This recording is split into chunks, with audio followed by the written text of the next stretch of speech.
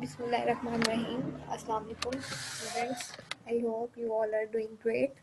आज हम आप लोगों का एक न्यू चैप्टर स्टार्ट करने जा रहे हैं which is function in C. Chapter number 13 है आपकी बुक का। और इसमें अभी तक हमने जितनी प्रोग्रामिंग की उसमें हम लोग, आपने देखा होगा, आपकी हेडर फाइल्स को इंक्लूड करने के बाद हम वॉइड मेन और मेन के फंक्शन के अंदर सारा काम कर रहे थे, राइट।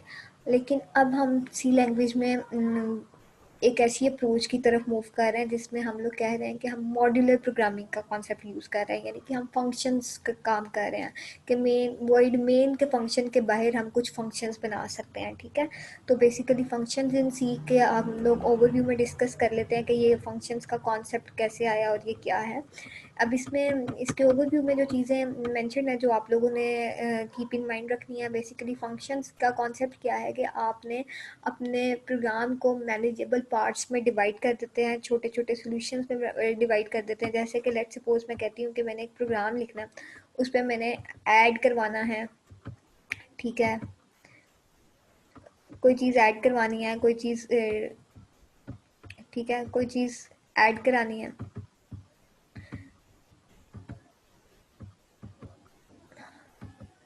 कोई चीज़ सब्ट्रैक्ट करानी है, कोई चीज़ मल्टीप्लाई करानी है, ठीक है। तो इनके मैं सेपरेट छोटे छोटे फंक्शंस बना के उन पे काम कर सकती हूँ, यानी मॉड्यूलर प्रोग्रामिंग अप्रोच यूज़ कर सकती हूँ। आप इन फंक्शंस को, इन छोटे छोटे फंक्शंस को अगर आप दोबारा कहीं पे रीयूज़ करना चाहते हैं तो आप इसे रीयूज़ भी कर सकते हैं, ठीक है। तो ये कॉन्सेप्ट है आपका फंक्शनल प्रोग्रामिंग का, जिसमें आप क्या करते हैं कि आप आउटसाइड द मेन आप फंक्शन डिक्लेयर करते हैं। यानी कि अब मैं आपको कंपाइलर पे करके ज़रा उसका लिंक शेयर करके आपको दोबारा समझाती हूँ कि अभी तक जो हम प्रोग्राम लिख रहे थे वो किस में लिख रहे थे, मेन में लिख रहे थे। लेकिन अब हम क्या कर सकते हैं, हम यहाँ पे इंट ऐड के नाम का एक फंक्शन बना सकते हैं, ठीक है। और इस फंक्शन के अंदर जो इसकी डिटेल्स है वो ऐड कर सकते हैं, ठीक है। और मेन के थ्रू इन फंक्शंस को, यानी कि प्रोग्राम आपका जो भी एग्जीक्यूट होता है वो हमेशा मेन से होता है, और मेन में इन फंक्शंस को क्या कर सकते हैं, इनको कॉल कर सकते हैं मेन के थ्रू। वो हम कैसे करेंगे वो आगे हम डिटेल में पढ़ेंगे, लेकिन अभी मैं सिर्फ आपको समझाना ये चाह रही हूँ कि हम मॉड्यूलर फंक्शंस का यूज़ हम करते हैं जब हम अपने प्रोग्राम को क्या करते हैं, मॉड्यूल्स में डिवाइड करते हैं, मैनेजेबल चंक्स में डिवाइड करते हैं। तो सी लैंग्वेज में हम लोग एक कॉन्सेप्ट यूज़ करते हैं जिसको हम फंक्शंस कहते हैं, ठीक है। तो ये हैं आपके फंक्शंस, ठीक है। और इससे क्या होता है, आपका प्रोग्राम जो होता है मैनेजेबल पार्ट्स में, छोटे छोटे मॉड्यूल्स में डिवाइड हो जाता है। और उस मॉड्यूल्स को जो होता है कि हम लोग easily access via main function क्या कर सकते हैं, कॉल कर सकते हैं। अब अगर आप देखें तो अभी तक जो हम लोग अप्रोच यूज़ कर रहे थे वो हम लोग ये कर रहे थे, ठीक है। लेकिन अब फंक्शन के थ्रू जो हम चीज़ पढ़ रहे हैं, मेन के अंदर हम लोग क्या करते हैं, फंक्शन कॉल करते हैं। और फंक्शन कॉल कौन से, जो फंक्शन हम लोगों ने मेन से बाहर डिक्लेयर किया है। जैसे कि मैंने ऐड का फंक्शन क्या है, मेन से बाहर डिक्लेयर किया हुआ था, तो उसको मैं कॉल कर सकती हूँ। प्रोग्राम की जो एग्जीक्यूशन होती है कंपाइलर की, वो ऑलवेज मेन से होगी। अब मेन में हम उन फंक्शन को वन बाय वन जो हम लोगों ने आउटसाइड द मेन डिक्लेयर किए होते हैं, हम उन्हें कॉल कर सकते हैं। तो ये था आपका बेसिकली ओवरव्यू फंक्शन इन सी का, जिसमें हम लोग अपने प्रोग्राम्स को क्या करते हैं, मॉड्यूल्स में डिवाइड कर देते हैं, मैनेजेबल चंक्स में डिवाइड कर देते हैं, जिसकी वजह से अप्रोच ये इजी, ये स्ट्रक्चर्ड प्रोग्रामिंग अप्रोच आ जाती है, जिसमें आप क्या करते हैं, छोटे छोटे स्मॉलर चंक्स में आप अपने पार्ट्स को डिवाइड कर देते हैं। और उन स्मॉलर चंक्स को अगर इन फ्यूचर आपको कहीं पे भी यूज़ करने की ज़रूरत पड़ती है तो आप इजीली उसे रीयूज़ कर सकते हैं, ठीक है। अब इसमें इंपॉर्टेंस ऑफ फंक्शन की बात वही जो मैंने आपको रिपीट किया है, जिसमें आपके प्रोग्राम में अगर आपने रेपिटेटिवली एक पीस ऑफ कोड को, जैसे ऐड का फंक्शन है, वो आज आपने एक प्रोग्राम लिखा है उसमें भी यूज़ करना है, आपने कहीं और प्रोग्राम यूज़ करना है तो आपको वहाँ पे भी रिक्वायर्ड है। तो जब आपने रेपिटेटिवली कोई पीस ऑफ कोड यूज़ करना है डिफरेंट प्रोग्राम्स के अंदर, ठीक है, आपने रेपिटेटिव से अपने माइंड में लूप नहीं ले आनी, ठीक है। ये हम लोग बात कर रहे हैं रेपिटेटिव पीस ऑफ कोड, यानी कि कोई पीस ऑफ कोड, एडिशन का पीस ऑफ कोड आपको किसी और प्रोग्राम में एडिशन का फंक्शन रिक्वायर्ड है, वहाँ पे भी आपने ऐड करना है। तो उस पीस ऑफ कोड को जब हमने यूज़ करना है तो हम लोग डिफरेंट प्लेसेस पे, ठीक है, वो क्या है, लूप्स क्या है, within the body, within the program, अगर आपने सेम चीज़ को रिपीट करना है बार बार किसी स्टेटमेंट को या सेट ऑफ स्टेटमेंट को रिपीटेडली एग्जीक्यूट कराना है एक प्रोग्राम के अंदर, तो हम लूप्स का कॉन्सेप्ट करते हैं। फंक्शंस क्या है, जब आपने कोई पीस ऑफ कोड को, आपने बेनिफिट आपको यानी इंपॉर्टेंस आपको बता रहे हैं फंक्शन की, कि जब आपने रेपिटेटिवली कोई पीस ऑफ कोड को डिफरेंट प्रोग्राम्स के अंदर या डिफरेंट प्लेसेस पे यूज़ करना है, तो आप उस ब्लॉक ऑफ कोड को with the help of function, अगर आपने फंक्शंस के थ्रू वो काम किया हुआ है, तो आप इजीली उसे उठा के कहीं पे भी प्लेस कर सकते हैं। ठीक हो गया। और इससे क्या होता है, आपकी reusability of the code increase होती है, कि आपको बार बार एक ही तरह के फंक्शन नहीं लिखने पड़ते हैं। आप जो ऑलरेडी रिटन प्रोग्राम्स होते हैं, आप उनमें से चीज़ें उठाते हैं और उसके अकॉर्डिंग नए प्रोग्राम में उसको एडजस्ट कर देते हैं। ठीक है। और इसका दूसरा एक और बेनिफिट ये होता है, जब आप लार्जर प्रोजेक्ट पे, बड़े बड़े प्रोग्रामिंग प्रोजेक्ट्स पे काम कर रहे होते हैं, तो आप लोगों के लिए एक बड़ी प्रॉब्लम को मतलब कि अनस्ट्रक्चर्ड अप्रोच में, यानी मेन में ही सारा काम आपके लिए करना क्या होता है, डिफिकल्ट हो जाता है। तो for the understanding and for the easier work क्या किया जाता है, आपके प्रोग्राम को छोटे छोटे, लार्जर प्रोजेक्ट को छोटे छोटे पार्ट्स में डिवाइड किया जाता है, और उनको उनके लिए हर एक पार्ट के लिए यानी कि उसको ऐसे डिवाइड किया जाता है ना, कि ऐसा नहीं हो सकता एडिशन के अंदर मल्टीप्लिकेशन भी हो। अगर आपने एडिशन, मल्टीप्लिकेशन, सब्ट्रैक्शन, डिवीजन करनी है या मोड लेना है, तो आप उसके सेपरेट सेपरेट मतलब कि इस तरह डिवाइड करें कि आपके वो इंडिपेंडेंट मॉड्यूल्स बन जाए, इंडिपेंडेंट फंक्शंस बन जाए, और वो फंक्शन जहाँ पे भी आप यूज़ करना चाहें आप उसे यूज़ कर सकें। ठीक हो गया। और आप फंक्शंस को जितनी मर्जी टाइम्स यूज़ करना चाहते हैं एक प्रोग्राम के अंदर ही, यानी कि एक एडिशन का फंक्शन आपने एक दफ़ा कॉल किया, 2 दफ़ा करना है, 3 दफ़ा करना है, जितने टाइम्स आप कॉल करना चाहते हैं, इट्स अप टू यू, आप उसको कर सकते हैं। ठीक हो गया। और अगर आपको कोई एरर भी आए, तो आपको उसको एरर को फाइंड आउट करना आसान हो जाता है, क्योंकि rather than running seeing the whole program, आप किसी स्पेसिफिक पार्ट में पूरे प्रोग्राम में देखते हैं और उसको फाइंड आउट कर लेते हैं। अच्छा जी, अब हम आते हैं आपकी टाइप्स ऑफ फंक्शन की तरफ। टाइप्स ऑफ फंक्शन क्या है, अभी तक जो हमने देखा, मैं ज़रा उसको दोबारा से डिस्कस कर लेती हूँ तो आपके आगे के लिए चीज़ें ईजी हो जाएँ। अभी तक हमने फंक्शंस का ओवरव्यू देखा। ठीक है। फंक्शंस क्या है, जब मॉड्यूलर प्रोग्रामिंग अप्रोच कहलाती है ये, जिसमें आपके प्रोग्राम को मैनेजेबल चंक्स में डिवाइड कर दिया जाता है। फिर हमने इसकी हमने ये बात भी की कि आपके पास जो है, जो मेन के थ्रू हम लोग काम करते हैं, वो आपकी सिक्वेंशियल अप्रोच भी है, जिसमें आप सीक्वेंस में एक डाटा कर रहे हो, और अनस्ट्रक्चर्ड प्रोग्रामिंग भी कहलाती है ये। और जब आप फंक्शंस के थ्रू काम कर रहे हैं, आप तो आप क्या करते हैं, अपने प्रोग्राम को मैनेजेबल। उसके बाद हम लोगों ने इम्पोर्टेंस ऑफ फंक्शन देख लिया, जिसमें हम लोगों ने कहा कि आपके पास प्रोग्राम को अंडरस्टैंड करना इजी होता है जब आप स्मॉलर चंक्स में प्रोग्राम को, बड़ी प्रॉब्लम को मैनेजेबल चंक्स में डिवाइड करके काम कर रहे हो। दूसरा, आपकी reusability of the code increase हो जाती है जब आपके प्रोग्रामर्स, यानी जो प्रोग्राम लिख रहे होते हैं, जैसे कि आप भी प्रोग्रामर हैं, if you are running writing a program and running it, जब आपके डिफरेंट प्रोग्रामर्स आपके किसी लार्जर प्रोजेक्ट पे काम कर रहे होते हैं, तो तब भी आप बजाय इसके कि आप एक ही जगह पे मेन पे ही सारा फंक्शन सारा काम करते जाएं, आप उसको डिफरेंट फंक्शंस में काम करते हैं, ताकि आपकी डेवलपमेंट क्या है ईजी रहे और उसको रीयूज़ भी किया जा सके। ठीक हो गया। और एक प्रोग्राम के अंदर अगर आप मल्टीपल टाइम्स अपने फंक्शंस को एग्जीक्यूट करना चाहते हैं, तो आप वो भी कर सकते हैं। और अगर कोई एरर आ जाए, तो आप उस एरर को फाइंड आउट करना और उसको रिमूव करना ईजी होता है as compare to the program, जिसमें आपने पूरे प्रोग्राम को सीक्वेंशली चेक करना हो कि कहाँ पे मसला है। ठीक हो गया। अब हम लोग आगे आ रहे हैं आपकी टाइप्स ऑफ फंक्शन की तरफ। टाइप्स ऑफ फंक्शन में जो चीज़ है, वो है आपके पास, हमारे पास ये 2 टाइप्स होती हैं फंक्शन की। एक होते हैं बिल्ट इन फंक्शन और दूसरे होते हैं यूज़र डिफाइंड फंक्शन। अब बिल्ट इन फंक्शंस कौन से हैं, वो फंक्शंस जो आपको ऑलरेडी प्री डिफाइंड फंक्शंस हैं। ठीक है। और आप उन्हें यूज़ कर रहे हैं to perform the variety of task. ठीक है। ये फंक्शंस आपके ऑलरेडी लाइब्रेरी फाइल्स में एडिड है और कोई specific set of functionality perform कर रहे होते हैं। ठीक है। अदर देन दिस उनका कोई स्पेसिफिक फंक्शन है जब आपने कोई टास्क परफॉर्म करना होता है, जैसे अगर आपने प्रिंट एफ करना है, यानी कि अगर आपने कोई चीज़ आउटपुट करवानी है, तो आप प्रिंट एफ का फंक्शन कॉल करते हो। ठीक है ना। जब भी आपने आउटपुट करानी है, आप प्रिंट एफ ही करोगे। प्रिंट एफ आउटपुट के अलावा कुछ नहीं देगा, वो आपको इनपुट नहीं देगा। अगर आपने इनपुट करनी है, तो आप क्या करोगे, आप स्कैन एफ की तरफ जाओगे। ठीक हो गया।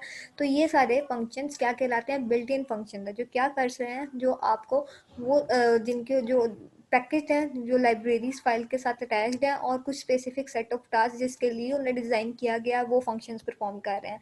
ये सारे फंक्शंस क्या कहलाते हैं, आपके बिल्ट इन फंक्शंस कहलाते हैं। अब हम आते हैं यूज़र डिफाइंड फंक्शंस की तरफ।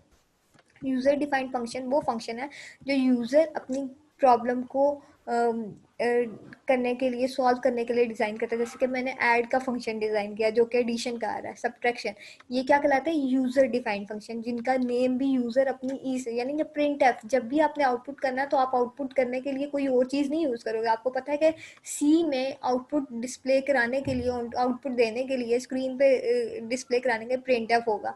यूज़र से इनपुट लेने के लिए आपका स्कैन एफ ही यूज़ होगा। लेकिन जो यूज़र डिफाइंड फंक्शन है वो यूज़र जो होता है उसका नेम अपनी ईज के अकॉर्डिंग रखता है, ठीक है।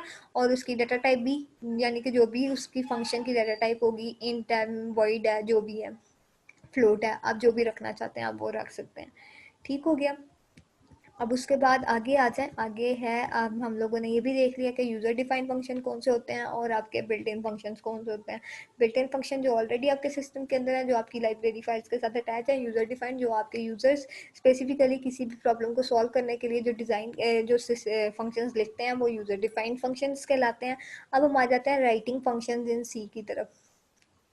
अब हमारे पास सी का हमें बड़ा क्लियर पता है कि हमारे पास क्या है, कि हम मेन के स्ट्रक्चर में, अगर मैं आपके साथ ये स्क्रीन शेयर करूं,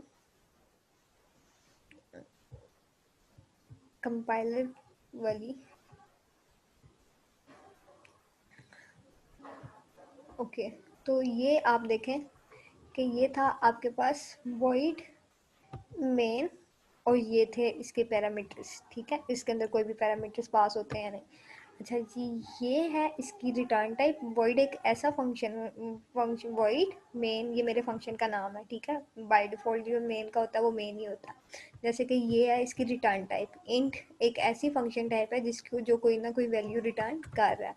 और इसका क्या है, फंक्शन का ऐड क्या है, फंक्शन का नेम है। और ये क्या है, फंक्शन के पैरामीटर्स है।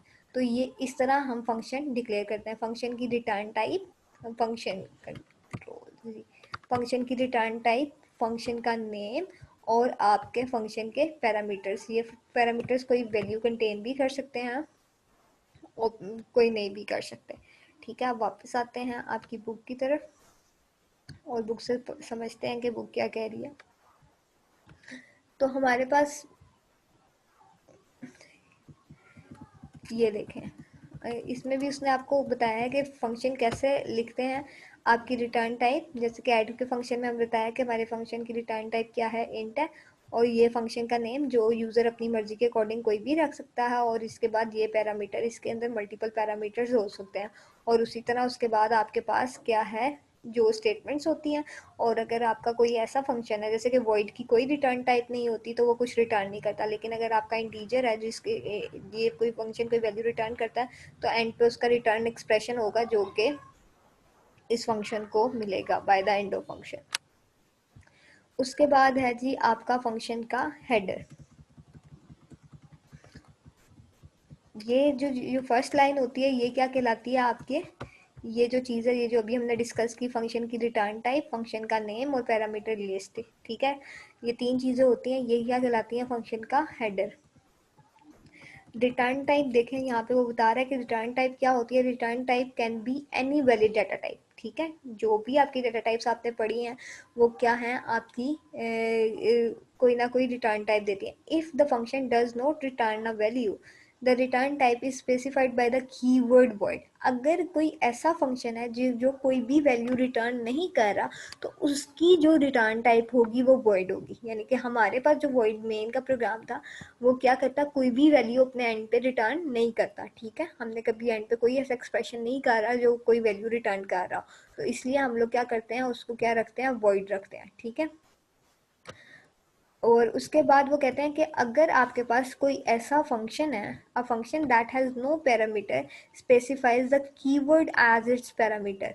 वो कहते हैं कि अगर कोई ऐसा फंक्शन है आपके पास जिसका अंदर कोई पैरामीटर की लिस्ट नहीं है, तो आप उसके अंदर void एज अ पैरामीटर लिख सकते हैं। Hence a function that has no parameter and does not return any value to calling function will have the header. वो कहता है कि कोई ऐसा फंक्शन जिसकी ना कोई रिटर्न टाइप होगी, ना उसके कोई वैल्यू रिटर्न कर रहा होगा टू कॉलिंग फंक्शन, तो उसको हम लिखने का एक्सप्रेशन ये होगा void फंक्शन का नेम और एंड पे पैरामीटर्स के अंदर आपके void ही आ जाएगा, ठीक है, यानी कि वो कोई पैरामीटर्स कोई वैल्यू नहीं रिटर्न ले रहा, पैरामीटर वैल्यू पास नहीं हो रही।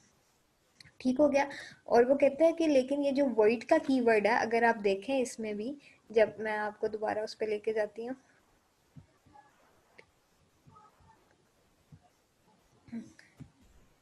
अब यहाँ पे हमारी डाटा टाइप जो है आपकी वॉइड है, लेकिन हम इसमें वॉइड का कीवर्ड नहीं लिख रहे, तो यहाँ पे क्योंकि ये पैरामीटर्स के अंदर कोई चीज़ कंटेन नहीं कर रहा, आप कोई चीज़ पास नहीं हो रही, तो इसका मतलब है हम यहाँ पे वॉइड लिख सकते हैं, इससे हमारे प्रोग्राम पे कोई इफेक्ट नहीं पड़ेगा, लेकिन ये ऑप्शनल है। If you want to write तो you can, and if you want to skip तो you can also skip it out.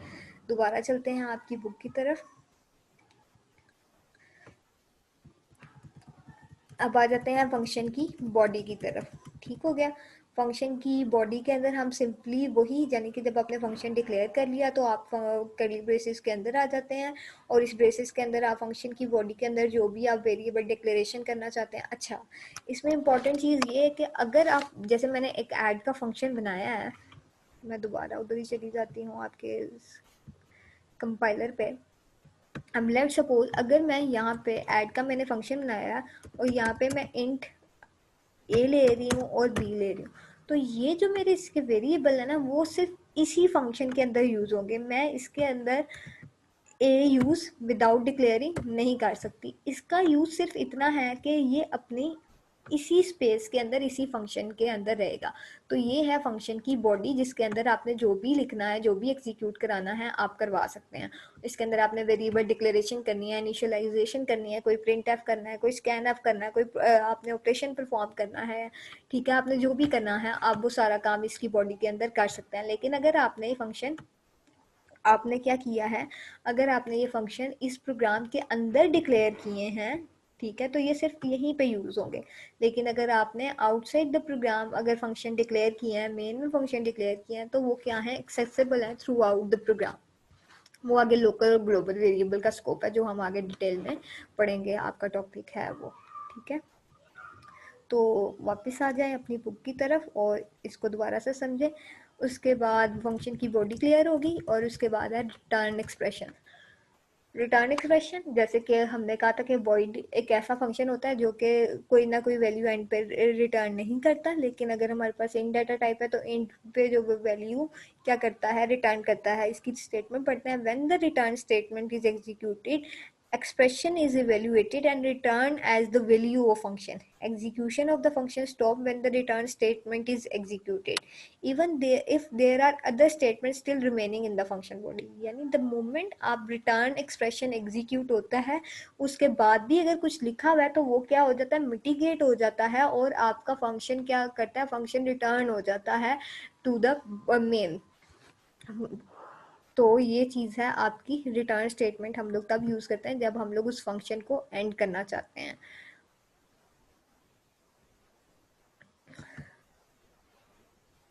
कहाँ गया,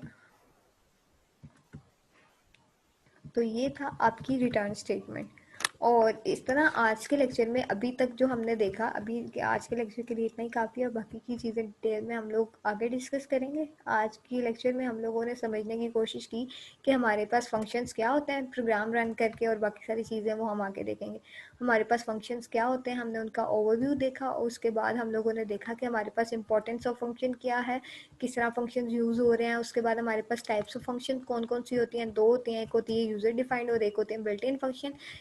प्रोग्राम को लिखा कैसे जाता है, फंक्शन को लिखा कैसे जाता है वो देखा। फंक्शन में हेडर क्या होती है, हेडर के तीन इंपॉर्टेंट पार्ट्स कौन कौन से होते हैं, और उन तीनों पार्ट्स को हम लोगों ने देख लिया। और उसके बाद हम लोगों ने देखा कि ऐसा फंक्शन कौन सा होता है जिसकी कोई रिटर्न टाइप नहीं होती, और फंक्शन की बॉडी क्या एग्जीक्यूट करती है, और फंक्शन की बॉडी क्या क्या कंटेन करती है, और फंक्शन का रिटर्न स्टेटमेंट जो होती है वो कैसे एग्जीक्यूट होती है, और क्या कैसे चीज़ें लेके चलती है। तो this is what we have from today's lecture. If you still feel any question regarding the lecture you can ask. जज़ाकल्लाह, अल्लाह हाफ़िज़।